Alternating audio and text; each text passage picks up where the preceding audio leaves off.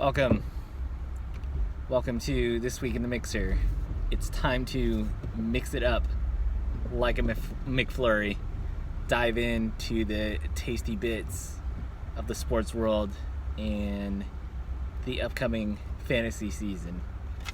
Draft day is coming. Each day is that much closer to the day that some of us look forward to most of the year. And it's getting there. I believe it's a month from yesterday, so we're now 5 weeks away, less than 5 weeks away from returning to the not so friendly confines of the Gardella household. Although there won't be as many people this year, I'm still super pumped, just like I am for preseason NFL action, which we had the Hall of Fame game, which was a snooze fest. I think it finished like 14-10 or something. Really low scoring, really not a great game. I saw some of the end of the first half, and I think incidentally the end of like the last 2 minutes of the game as well. Not much happened. A lot of guys who I don't know running around trying to get a job. But hey, it's football. Glad it's back. Really excited for Thursday's game. What I'm gonna look for in this first week of preseason action, want to see how the quarterback situation shakes out in the shit show that is the New York Giants. They drafted Daniel Jones, right? I don't even know the guy's name. I really should. With the 6th pick overall, supplanting Eli Manning and giving the meme creators and internet trolls enough ammo for a full season's worth of work. It seems like Eli wasn't too happy about it, and neither was pseudo NFL agent Archie Manning. Stay woke. He may or may not run a lot of narratives for the NFL. I mean, think about how clean Peyton Manning looks after whatever incident may or may not have happened at Tennessee. He did something like teabagged a trainer or something ridiculous, which you never hear about.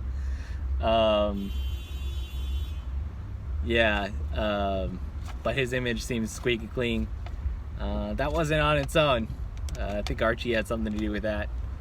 But anyway, you hate to see a Manning go through any adversity. So I mean, it is with heavy heart that I would be watching this New York Giants shit show of a quarterback situation, especially with all the wide receivers going down. So that's probably at the top of the list, just for my own entertainment. Next thing I want to see is I kind of want to see how Arizona's offense is gonna shake out. They're only a couple years removed from a Super Bowl bid. A lot of the same players. But then last year was just god awful.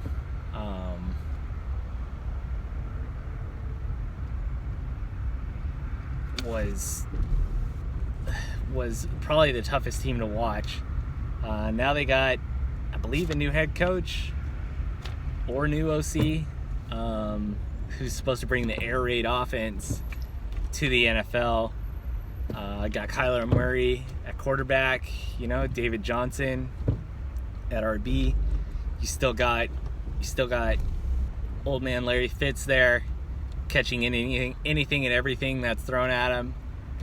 So I'm excited to see if that offense can bounce back and the Cardinals can be relevant again. They do play in a tough division now with the emergence of the Rams, and Seattle's always tough. And I would say the improving San Francisco 49ers, but I don't want to be a liar. So we'll say, we'll just leave them out of this conversation, actually. But I want to see how they do, even though they have some offensive line issues. I'm really excited to see how this Kyler Murray offense is going to perform and run, and see if it sparks yet another change in the NFL. We've had a few system shocks. Chip Kelly kind of brought the fast-paced, a lot of plays, movement to the NFL with the Eagles. Then he got ran out. Now the Eagles are kind of doing the same thing but a little better.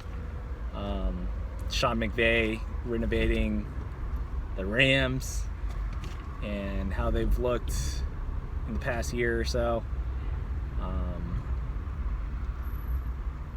So I'm just curious if they're gonna be that new team with kind of offense gadgets and a system that kind of changes the landscape of the NFL again.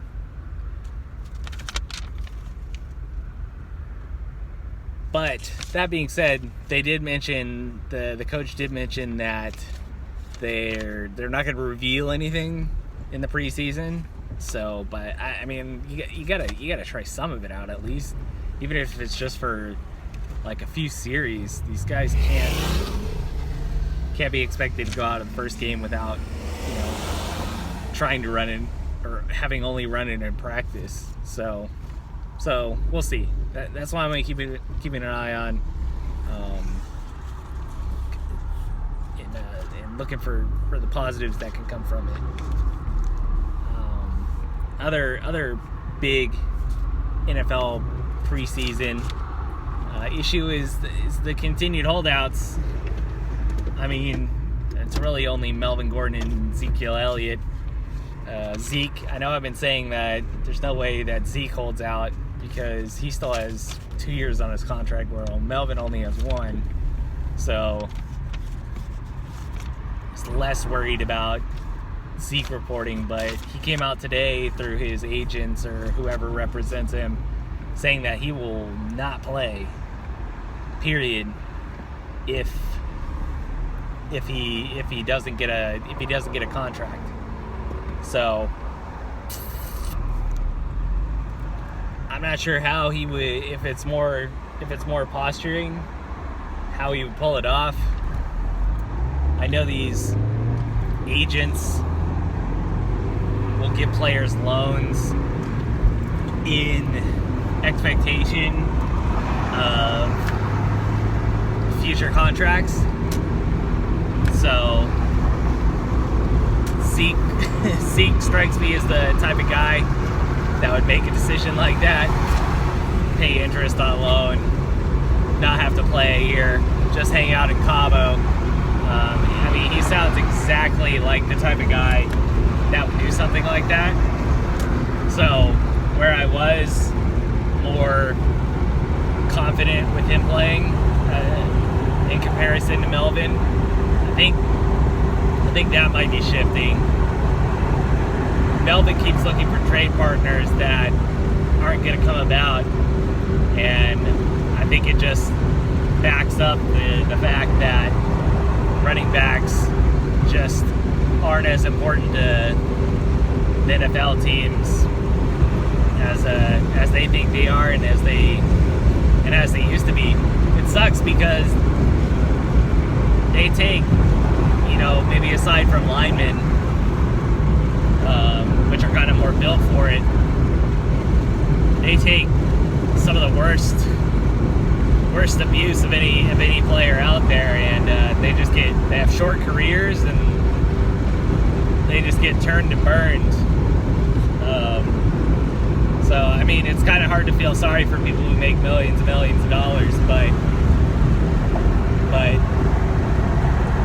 you know, they're kind of put in this tough position where in today's NFL the running backs just isn't as important. I still would find it really tough to believe that both or one of these guys end up sitting out the whole season, but I mean, after Le'Veon did it, anything's possible. If I had to put money on it, I'd say they still both play, but at the same time, I wouldn't put money on either of them reporting before week 1. So hopefully something gets done. But geez, I just don't see an easy solution. It's all about who blinks first, and that line in the stand is being drawn. Somebody paid for Zeke, $11 million a year after what he did, and he's in his late 30s. So the market's out there. There's always going to be that one GM who overspends so it appeases the fan base. They could say they brought in Melvin Gordon on top of whatever draft class they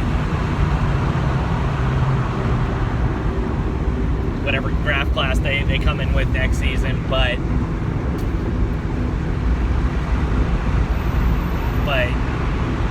it's probably not the right football decision long run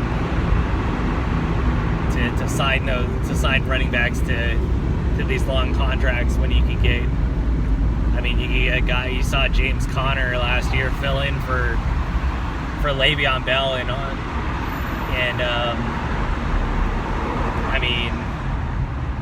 he didn't match the production of Le'Veon Bell, but what was he, like a 7th round pick? Or I think he was after the 4th round at least. So those guys in those rookie contracts don't make too much money. You get that kind of output as opposed to paying another guy, 10 times as much. Just that math doesn't work out. Then there's always the risk of that high dollar player getting injured, which running backs are prone to. So you kind of see it from the GM side of things this way. It's just unfortunate for the running backs. Maybe running backs should be running backs salary should be by commission. Maybe they actually sign up for that, or production. That would never happen, no.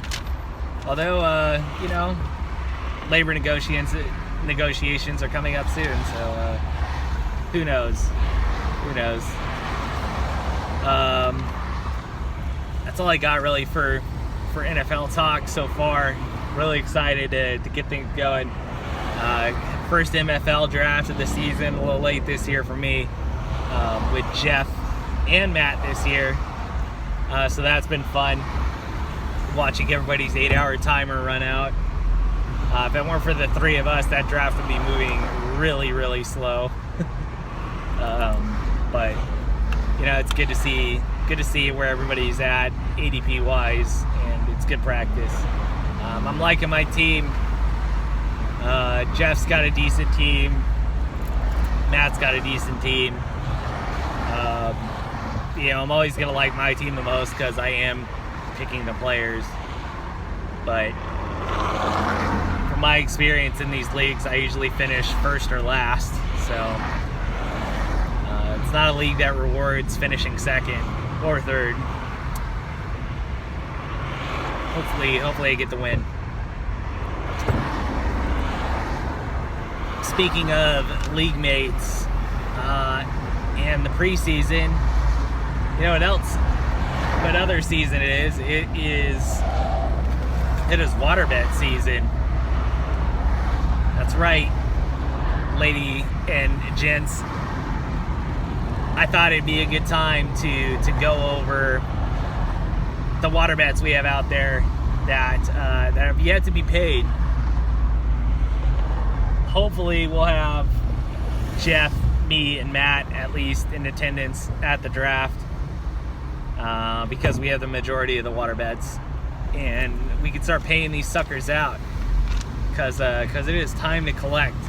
So I just wanted to go over them real quick for your enjoyment. We'll start with the ones that I won. I had a water bet when the Chargers played the Browns with Jeff. I can't remember if that was this season or this last season or the season before, but the Chargers won, so I'll be watering Jeff for that. Also had a Canelo and Triple G bet with Matt, which, I mean, I thought Matt would have been a Canelo guy after his frequent trips to Mexico, but you know, maybe he's a former KG or former USSR agent as well or something. Anyway, Canelo won the fight, so I'll be watering Matt for that. Also had Royce Freeman would be the offensive rookie of the year. Offensive player rookie of the year. Of course, that went to Saquon Barkley, and Royce Freeman wasn't even the best rookie running back on his team. That went to Phillip Lindsay. So it's really a shame that I only get to water Matt once for that, but I'll take it. I'll also be watering Matt for San Francisco versus the Chargers win totals. Kind of a shame I only get to water him once for that as well. I believe the Chargers doubled up on San Francisco win totals last year. The ones I've lost, which I'm not too happy about. First one, a little bit of controversy. Might say there's an asterisk to this one. Something the wine mixer is familiar with. I did bet that Danny wouldn't take a water bet. I water bet Jeff that Danny would not take the Trump water bet to kind of sacrifice myself, because I wanted to see Danny tilt for 4 years. And you know, Danny manned up and he took the water bet. However, the asterisk comes into play because I just said that, and then Jeff said he'd take that water bet, which, I mean, I was just more of throwing it out there as a joke. And I never did the handshake emoji, which kind of makes it official before Danny said that he would take the Trump water bet, after he had been going back and forth and saying that he wouldn't do it, and he was being bullied into the bet. But, you know, who am I to deny people of getting wet? So, although there was a bit of vagary there, you know, I'll take this one, but I guess moving forward, this is my official declaration. Until I submit the handshake emoji or do an actual handshake, I'm not agreeing to that water bet. They're just the initial, you know, discovery phase of a potential water bet contract. So, Sean, if you could type up that legalese so we can make this, you know, a league-wide policy and procedure, I would appreciate you to fulfill your services as the legal representation of all of us in the mixer henceforth. Another one I lost was McGregor Khabib, and I'll be getting watered twice for that by Jeff and Mason eventually if I ever see him again. Sad face. Kind of a dumb bet on my part, but whatever. McGregor just looked terrible in that fight and hasn't really been relevant since. So, rest in peace, Conor McGregor's claim to fame. Proper 12 is a proper shit drink, by the way. Do not recommend it unless you're mixing, which, I mean, that's not what I really aim to do when I buy whiskey. So, and my last loss, well, actually, no, I have two more. I water bet Jeff that Luck would play less than 8 games last season. He ended up playing the full 16. I got a little overconfident. There was a lot of question marks in the air about his shoulder last season during the lead up to the season, and he wasn't throwing real footballs. He was starting with like high school balls, and I guess he was just being overly cautious, and it worked because he was throwing just fine by even a quarter of the way into the season. So yeah, that's a well-deserved watering there. And the next one, which I am really bummed I didn't win. This would have been I would have ran victory laps. I wouldn't say this feels as good as winning the Dirk if I won this water bet, because not much can at least sports-wise, or this friendly competition that we all have with each other, not much would have topped it. But I bet that Seth Roberts would outpoint Amari Cooper for last season.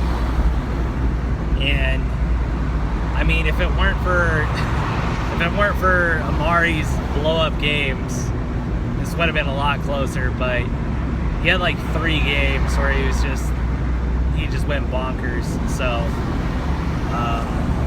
he quite handily beat Seth Roberts. Sad to say. So Matt will be watering me for that one. Some other bets that have been getting paid. There's not that many that don't involve me. Jeff's gonna water Matt for betting that Stevie would make the playoffs in the baseball league. Matt took this bet not realizing at the time that everybody in the baseball league makes the playoffs, so he's kind of paying the price for his own, what's the word? Not ignorance, but I guess just being uninformed. Matt also bet Jeff that the Rams and Chargers win total last season would be less than the Patriots. And the Rams and Chargers had 2 of the best seasons last season. So did the Pats. They did their thing, but both LA teams represented SoCal and the mega market pretty well. So Matt's gonna get watered for that. Matt also bet Jeff that Mason would win the mixer, and sadly Mason did not. I believe he made the final and lost to Sean, but no, he will not be stamping his name on the dirt. So those are the ones that I have written down. I feel like there are more, so please comment, send them my way, either through the chat or not, so I can keep record of this, and we can make sure that the appropriate parties get their appropriate punishment. Taking a look at overall WaterBet standings, I know everybody gives me shit saying I like losing water bets, but I am nowhere near the bottom of these standings. We have Jeff, who's only lost 1 water bet somehow. He he picks his spots well. He's 6-1. I'm 4-4. So right at 500. I mean, it's a 50-50 proposition. So, you know, I am perfectly average for water bets. We have Matt at 1-6, which, I mean, you just hate to see. And then you have Mason, who's won his only water bet that he's made. Although, skimming through the chat records, he did mention something about losing 50 pounds in his first 6 months in Indiana. So I don't think they've been there quite a month yet. Maybe coming up on a month. But I'm curious what kind of progress Mason has made. So we'll have to check in with him on that to see if he's following up, or if the pull of the glowing yellow signs at 3 in the morning from Waffle House are just too much to fight against. So that's what we got for today's, or for this week in the mixer. I was gonna talk a little bit of Padres, but you know, they're just fading into irrelevance.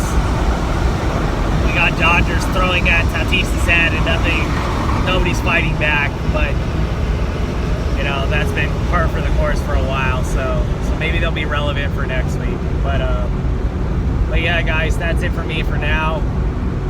Catch you next week. Let's get it. See ya.